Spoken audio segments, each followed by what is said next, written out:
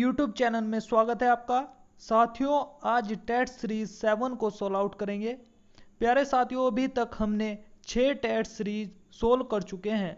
प्यारे साथियों, जो साथी इस वीडियो को पहली बार देख रहे हैं और यदि आपने अभी तक इस चैनल को सब्सक्राइब नहीं किया है तो प्लीज़ सब्सक्राइब कर लीजिए और बेल आइकन को भी दबा दीजिए ताकि आने वाली वीडियो की नोटिफिकेशन आपको मिलती रहे।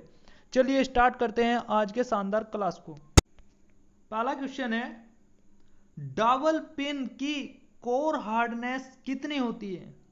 साथियों, डबल पिन की कोर हार्डनेस कितनी होती है? ऑप्शन है 60 से 64 HRC, 63 HRC, 50 से 54 HRC, 49 से 56 HRC।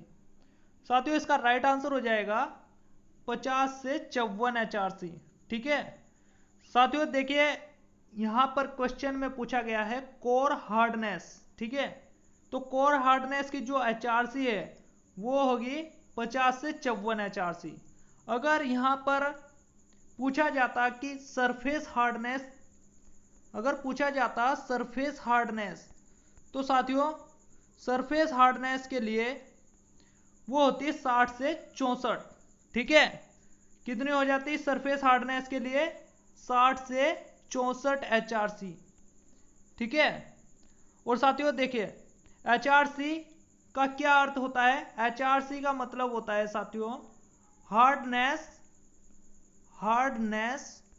रॉकवेल सी स्केल, हार्डनेस रॉकवेल सी स्केल। ठीक है, HRC की फुल फॉर्म है हार्डनेस रॉकवेल सी स्केल। ठीक है साथियों, नेक्स्ट क्वेश्चन पर बढ़ते हैं। नेक्स्ट क्वेश्चन है, ट्रांसफार्मर की आयरन कोर किस पदार्थ की बनी होती है? ट्रांसफार्मर की आयरन कोर किस धातु की बनी होती है? ऑप्शन है माइल्ड स्टील, एल्यूमिनियम, सिलिकॉन, उपरोक्त सभी। साथियों, इसका राइट आंसर हो जाएगा सिलिकॉन। नेक्स्ट क्वेश्चन पर बढ़ते हैं। नेक्स्ट क्वेश्चन है, सीटों को कर्व में बनाने के लिए किसका प्रयोग करते हैं? ऑप्शन है half round file, anvil, forming machine, lathe machine. साथियों, इसका राइट आंसर हो जाएगा फॉर्मिंग मशीन। साथियों, फॉर्मिंग जो मशीन होती है वो सीटों को कर्व में बनाने के लिए उपयोग में लाई जाती है। नेक्स्ट क्वेश्चन पर चलते हैं।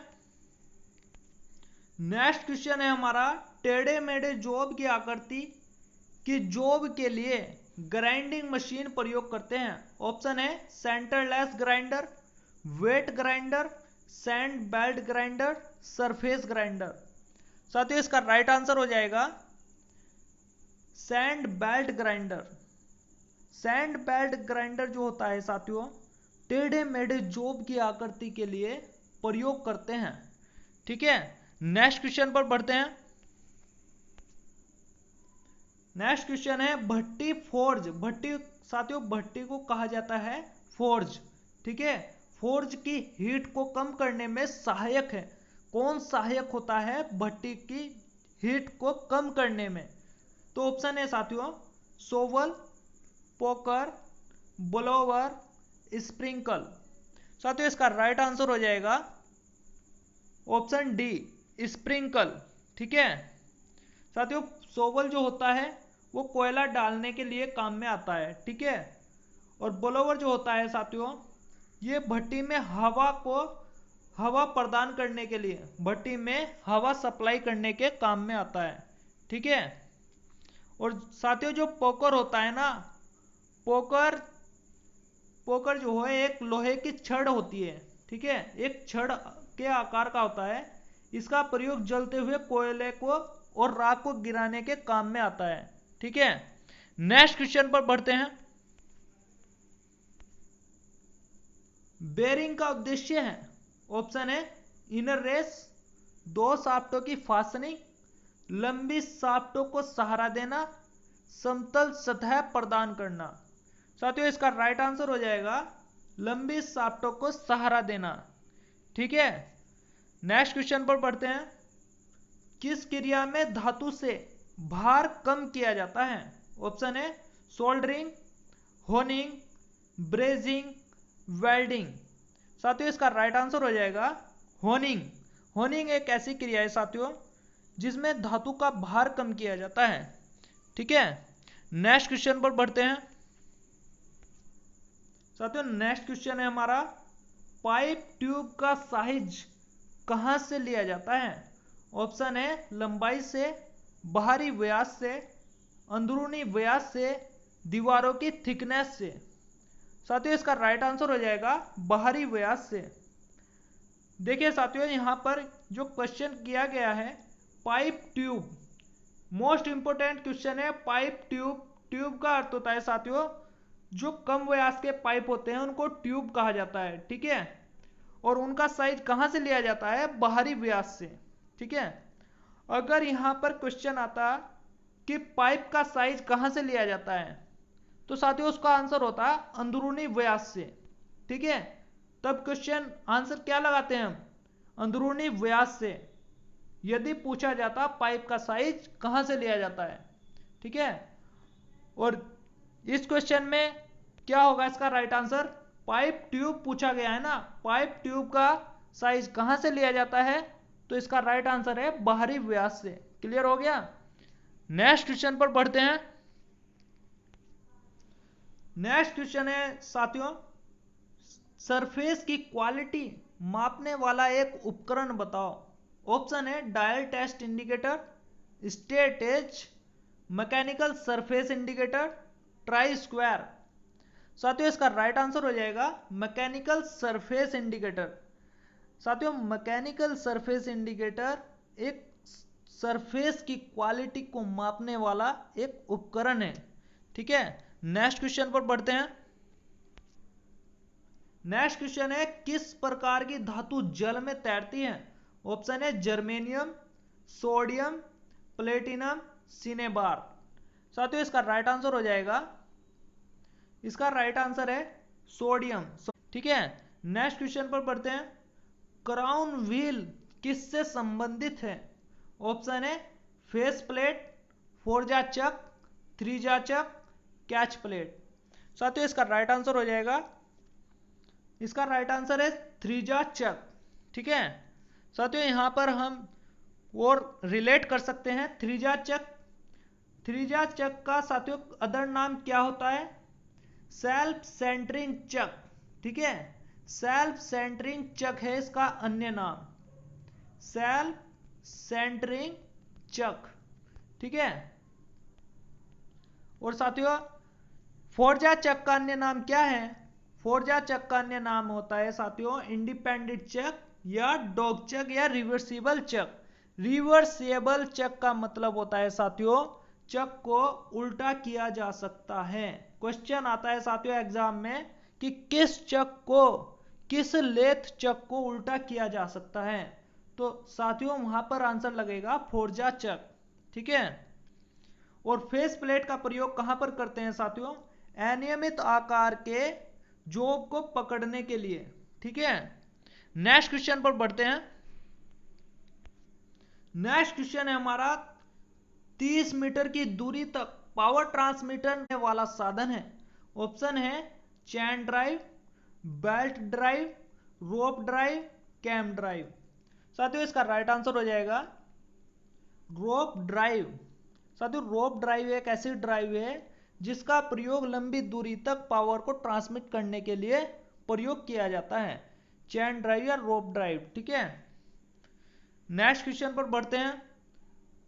पाइप पर वेल्डिंग करने की विधि है। साथियों पाइप पर जो वेल्डिंग करने की विधि है तो ऑप्शन है बॉटम से टॉप, लेफ्ट से राइट, टॉप से बॉटम और राइट से लेफ्ट। साथियों इसका राइट आंसर हो जाएगा बॉटम से टॉप। बॉटम का अर्थ होता है साथियों नीचे से ऊपर की ओर। ठीक है, नीचे से ऊपर की ओर। ठीक है, नेक्स्ट क्वेश्चन पर बढ़ते हैं। नेक्स्ट क्वेश्चन है हमारा धातु पर बार बार हैमरिंग के पश्चात इंटरनल स्ट्रक्चर में सुधार लाना क्या कहलाता है? ऑप्शन है नॉर्मलाइजिंग, एनिलिंग, हार्डनिंग, टेम्परिंग। साथियों इसका राइट आंसर हो जाएगा नॉर्मलाइजिंग। ठीक है साथियों, नॉर्मलाइजिंग जो होती है विधि, हीट ट्रीटमेंट की एक विधि है नॉर्मलाइजिंग, इसके हीट ट्रीटमेंट की वाली विधि है। नेक्स्ट क्वेश्चन पर बढ़ते हैं। साथियों नेक्स्ट क्वेश्चन है हमारा, डाई के द्वारा 2 mm पिच वाली M16 थ्रेड काटने के लिए राउंड बार का ब्लैक साइज कितना होना चाहिए? ऑप्शन है 15.5 mm, 15.8 mm, 15.9 mm, 16.0 mm।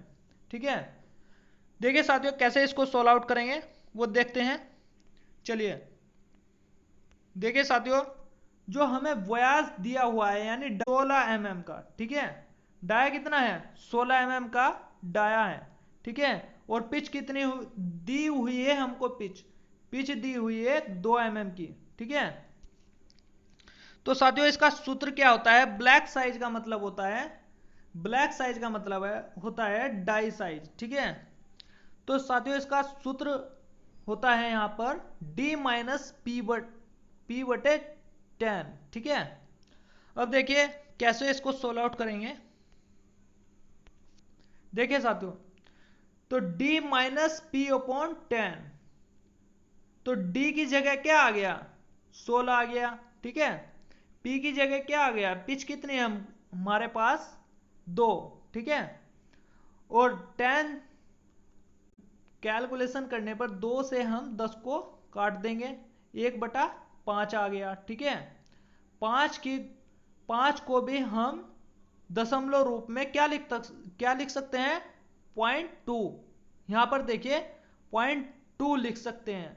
तो 16 में से 0.2 घटा देंगे तो कितना बचेगा 15.8 mm। ठीक है, 8 mm हमारे कौन से ऑप्शन में है? 15.8 mm कौन से ऑप्शन में है? Option B. तो साथियों इसका ऑप्शन बी राइट आंसर हो जाएगा, ऑप्शन बी इसका राइट आंसर हो जाएगा 15.8 mm। ठीक है, नेक्स्ट क्वेश्चन पर बढ़ते हैं। साथियों क्वेश्चन है हमारे पास, प्रथम 100 प्राकृत संख्याओं का औसत ज्ञात कीजिए। ऑप्शन है 151, 50, 50.5, 49.5।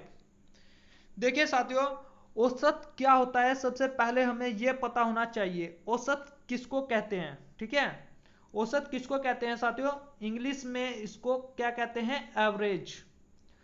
तो देखिए जब भी कोई सीरीज में एक समान अंतर दिखाई दे तो औसत कहलाता है साथियों, औसत। ठीक है, सामान्यतः इसका जो फॉर्मूला होता है औसत का, वो होता है पहली संख्या प्लस अंतिम संख्या बटे 2। ठीक है, अब देखते हैं कि कैसे वो समान अंतर होता है। ठीक है, वो देखते हैं हम कि कैसे समान अंतर दिखाई देगा। ठीक है, देखिए साथियों क्वेश्चन किया गया है कि 1 से प्रथम 100 तक की संख्याओं का क्या ज्ञात करना है हमको, औसत। देखिए साथियों 1, 2, 3, 4, मतलब 1 से लेकर 100 तक की हमने लिख दी है। ठीक है, डैश डैश करके 100 तक। अब देखिए 1 से 2 के बीच में कितना गैप है, 1 का। ठीक है, 1 का डिफरेंस है। 2 से 3 के बीच में कितने का डिफरेंस है, 1 का। ठीक है, तो ऐसे सभी के बीच में डिफरेंस जब समान होगा, यहां भी 1, यहां भी 1 और यहां भी 1। ठीक है, जब डिफरेंस समान हो, ठीक है, जब डिफरेंस समान हो तभी हम इस सूत्र का प्रयोग करेंगे। ठीक है, अब देखते हैं, जब डिफरेंस समान हो गया ना तो औसत क्या होगा, पहली संख्या 1। ठीक है, अंतिम संख्या क्या है 100। ठीक है, 1 प्लस 100 अपॉन 2। ठीक है, कैलकुलेशन करके क्या आ जाएगा 101/2। 2 को जब 101 से भाग करेंगे तो 50.5, ये हमारे कौन से ऑप्शन में है साथियों, 50.5, ये हो जाएगा हमारा ऑप्शन सी राइट आंसर। ठीक है, नेक्स्ट क्वेश्चन पर बढ़ते हैं। साथियों नेक्स्ट क्वेश्चन है हमारा, 25 किताबों की लागत मूल्य 20 किताबों के विक्रय मूल्य के बराबर है तो प्रतिशत ज्ञात कीजिए। ऑप्शन है 20%, 25%, 30%, 40%। देखिए साथियों इस क्वेश्चन को कैसे सोल्व आउट करेंगे। 25 किताबों का लागत मूल्य, 25 किताबों का लागत मूल्य किसके बराबर है साथियों? ये बराबर है 20 किताबों के विक्रय मूल्य के। ठीक है, ऐसे ही हमने लिख दिया इसको जैसे क्वेश्चन किया गया है। ठीक है, 25 किताबों का लागत मूल्य 20 किताबों के विक्रय मूल्य के बराबर है। अब देखिए इसको कैसे सोल्व आउट करेंगे हम साथियों। 25 गुना लागत मूल्य, जहां पर कोई साइन नहीं होता है ना साथियों, वहां पर गुना का साइन होता है। ठीक है, जैसे मैं लिख दूं 50 ए या बी। ठीक है, इसका मतलब क्या है 50 इंटू ए। ठीक है, तो ऐसे ही हमने क्या लिख दिया इसको 50 गुना लागत मूल्य और 20 गुना विक्रय मूल्य। ठीक है, अब देखते हैं साथियों, यहां पर नोट करने वाली बात यह है कि जब भी क्रय और विक्रय गुणा में हो तो एक दूसरे के क्या होंगे? विपरीत होंगे। जब ये एक दूसरे के विपरीत होंगे, लागत मूल्य 20 और विक्रय मूल्य 25। ठीक है, कैसे लिखा हमने ये देखिए, जब 25 गुना लागत मूल्य हमने लिख रखा है, ठीक है, लिखा हुआ है, अब 20 गुना विक्रय मूल्य लिखा हमने, तो विपरीत कहा ना हमने, तो जो लागत मूल्य कितना हो जाएगा? जो विक्रय मूल्य के गुना में लिखा हुआ है, विक्रय मूल्य के बराबर में है, तो लागत मूल्य की वैल्यू कितनी होगी? 20। ठीक है, लागत मूल्य की वैल्यू हो जाएगी 20। ठीक है, ऐसे ही जब विक्रय मूल्य है, ये विक्रय मूल्य की वैल्यू क्या हो जाएगी? 25। एक दूसरे के विपरीत। ठीक है, ध्यान से देखिए एक एक चीज को। ठीक है, तो साथियों लागत मूल्य कितना हो जाएगा? 20 और विक्रय मूल्य कितना हो जाएगा? 25। जब लागत मूल्य का मतलब क्या होगा साथियों? लागत मूल्य उसे कहा जाता है क्रय मूल्य को जिसमें खरीदा गया, लागत मूल्यधार्थ खरीदा गया, जिसमें वस्तु खरीदी गई, उसे कहा जाएगा लागत मूल्य। ठीक है भाई, देखो 20 में तो हमने खरीदी यानी क्रय मूल्य। ठीक है, और 25 में हमने बेच दी यानी विक्रय मूल्य। ठीक है, जब 20 में हमने खरीदी और 25 में हमने बेच दी तो कितने का डिफरेंस आया? 5 का। 5 का हमें लाभ हुआ। कितने पर हुआ लाभ? 5 का लाभ हुआ। ये लाभ हमें कितने पर हुआ साथियों? पिछली वीडियो में हमने बताया था आपको कि लाभ और हानि हमेशा क्रय मूल्य पर देखी जाती है। ये है हमारे पास क्रय मूल्य, जो लागत मूल्य को कहा जाता है क्रय मूल्य। तो लाभ और हानि किस पर देखी जाती है? हमेशा क्रय मूल्य पर। तो 5/20 इंटू 100। ठीक है, 20 से हमने 100 को पहले कैसे ही करके आप काट सकते हैं, चाहे तो आप एक जीरो से एक जीरो काट दें। ठीक है, यहां पर बचा 10, 2 से 5 को काट दें, 5 आ गया, और 5 की गुना 5 में कर दे 25। 25% साथियों लाभ हो जाएगा हमें, और ये हमारे कौन से ऑप्शन में है? ये हो जाएगा हमारा ऑप्शन बी। राइट आंसर हो जाएगा ऑप्शन बी, 25% का लाभ होगा साथियों में। ठीक है, लाभ पूछा गया है ना, इसीलिए हमने लाभ निकाला है। ठीक है, तो साथियों नेक्स्ट क्वेश्चन पर बढ़ते हैं। रेडियोधर्मी तत्व जिसका भारत में विशाल भंडार पाया जाता है। ऑप्शन है यूरेनियम, थोरियम, रेडियम, प्लूटोनियम। ठीक है साथियों, इसका राइट आंसर हो जाएगा ऑप्शन बी, थोरियम। प्यारे साथियों, थोरियम एक ऐसा पदार्थ है जिसका भारत में विशाल भंडार है। ठीक है, नेक्स्ट क्वेश्चन पर बढ़ते हैं। नेक्स्ट क्वेश्चन है लाफिंग गैस। लाफिंग गैस है, ऑप्शन है nitrous oxide, nitrogen pentoxide, nitric oxide, nitrogen trioxide. साथियों इसका राइट आंसर हो जाएगा नाइट्रस ऑक्साइड। ठीक है, नेक्स्ट क्वेश्चन पर पढ़ते हैं। सयांता की एसआई इकाई है। ऑप्शन है पोवाइज, पास्कल, पोइजली, इंजुली। साथियों इसका राइट आंसर हो जाएगा पोवाइज। इकाई मतलब मात्रक। सयांता का एसआई मात्रक क्या होता है साथियों? पोवाइज। पोवाइज होता है इसका एसआई मात्रक। ठीक है साथियों, आज की वीडियो में इतना ही। मिलते हैं नेक्स्ट वीडियो में, तब तक के लिए धन्यवाद।